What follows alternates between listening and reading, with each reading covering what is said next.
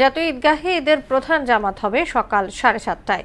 জামাত ঘিরে কোনো রকম নাশকতার আশঙ্কা নেই। এছাড়া ঈদের ছুটিতে রাজধানীর নিরাপত্তায় রাতের বেলায় 500 ও দিনে 250 টহল দল কাজ করবে। জাতীয় ঈদগাহ পরিদর্শন শেষে এসব কথা জানান স্বরাষ্ট্র উপদেষ্টা জাহাঙ্গীর আলম চৌধুরী, ডিএমপি কমিশনার শেখ সাজ্জাদ আলী ও র্যাবের উইং কমান্ডার এমজেডে ইন্তেখাব।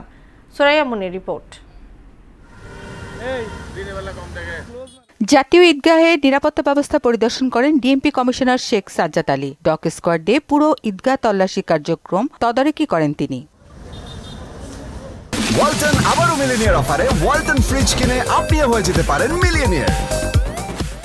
পরে ডিএমপি কমিশনার জানান, এখানে ঈদের প্রধান জামাত হবে সকাল 7টায়। জামাত ঘিরে কোনো রকমের নিরাপত্তার ঝুঁকি নেই। মাঠে প্রবেশ করতে নারী পুরুষের জন্য থাকছে আলাদা ব্যবস্থা। জাতীয় ঈদগাহ, বাইতুল মোকরম জাতীয় মসজিদ এবং ঢাকার অন্যান্য স্থানে অনুষ্ঠিতব্য ঈদ জামাতের সার্বিক নিরাপত্তা নিশ্চিত করতে ঢাকা মেট্রোপলিটন পুলিশ একটি সমন্বিত, সুদৃঢ় ও নিশ্চিত নিরাপত্তা ব্যবস্থা গ্রহণ করেছে। ঈদগাহ ময়দানে স্থাপিত অস্থায়ী পুলিশ কন্ট্রোল রুম থেকে নিরাপত্তা ব্যবস্থা সার্বক্ষণিকভাবে পর্যবেক্ষণ করা হচ্ছে।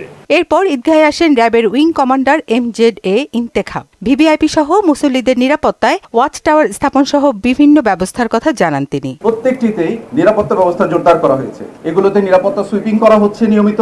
এর পাশাপাশি আমরা স্থাপন করেছি ওয়াচ টাওয়ার, স্ট্রাইকিং ফোর্স রেখেছি স্ট্যান্ড বাই হিসেবে, মোবাইল পেট্রোল এর চতুর্দিকে বিদ্যমান রয়েছে, অবজারভেশন পোস্ট, চেক পোস্ট এবং সিসিটিভি মনিটরিং করা হচ্ছে নিয়মিত। পরে ঈদগাহ পরিদর্শনে আসেন স্বরাষ্ট্র উপদেষ্টা জাহাঙ্গীর আলম চৌধুরী। প্রধান জামাত সহ ঈদের ছুটিতে সারা দেশের নিরাপত্তায় সরকারের পদক্ষেপ সম্পর্কে জানান তিনি। আইন শৃঙ্খলা বাহিনী পুরোভাবে এখানে নিরাপত্তা দেওয়ার জন্য তারা প্রস্তুত আছে।